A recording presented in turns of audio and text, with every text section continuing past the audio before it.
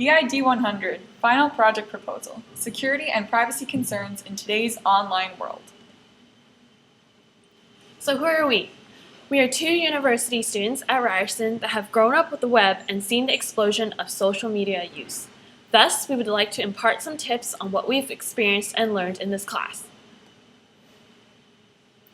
The medium that we will be using is the WordPress blog site. We'll be posting a 5-blog series to raise awareness about privacy issues and educate our audience about preventable measures they can take to secure their online identity. So why are we using this medium? Well, first of all, it's highly accessible on every platform. It's also very easy to go back and find information or reference a blog post. We're also very well versed in using it already, and it has an easy to navigate interface, which can also allow you to embed other text, videos, and images. And who is the target of our blog posts? We're targeting high school students that are transitioning into university. These students are the ones that will be building their online reputation and online identity in the future years, and it's important that they know and educate themselves on the possible dangers that may lurk on the web. But why is this topic important? Why are we selecting this topic? Well, it's something that affects everyone that accesses the web, regardless of whether they're just using it to send emails, use social media, or buy something online. So our first blog post is going to deal with the current problems that are on the web today, kind of like a news headline alert about online privacy issues.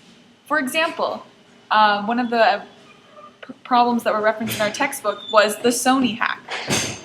Therefore, if we were to use this as an example, this is when 77 million Sony users using the PlayStation Network were hacked by a group of hackers, and they had access to their purchasing history and therefore their credit card information and a lot of other personal information about them.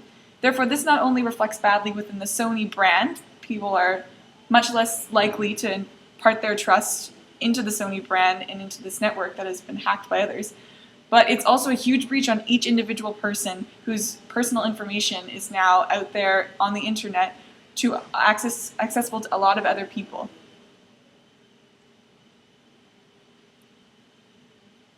So in our second blog post, we want to explore some of the ethics behind privacy issues.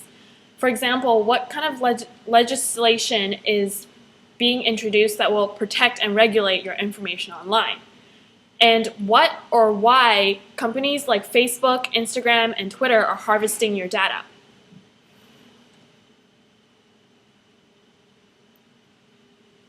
Of course, it's all very well to discuss the good and the bad of putting your information into social media, but it's really no good if we tell you all these things and then don't explain what you can actually do on these sites to take the measures to make sure that your information is protected. So what we're going to do is we're going to do little step-by-step tutorials for different types of social media, such as Facebook, Twitter, and Instagram, and show you what you can do within those sites themselves to actually protect all of your information. What box to click, which section to go under, a little step-by-step tutorial just for your own convenience.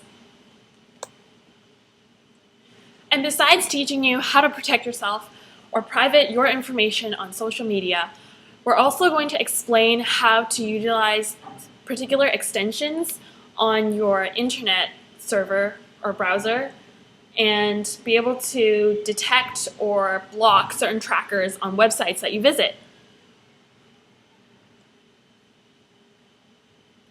And our final blog post is going to deal with what you should do if you think that your privacy is being compromised online. So if you suspect that perhaps your information is going into the wrong hands, or you're worried about what you should do if you find yourself in this situation, we're going to show you the steps you can take yourself within your own means of your personal identity to figure out what you can do you yourself that moment in that time. And also we're going to give you some links and some reference points, whether that be on the web or an actual in real life person, that will help you troubleshoot any of your privacy issues and help you resolve them. So in conclusion, we hope that our blog posts help to educate the younger demographic during their transition to post-secondary to learn how to be safe online.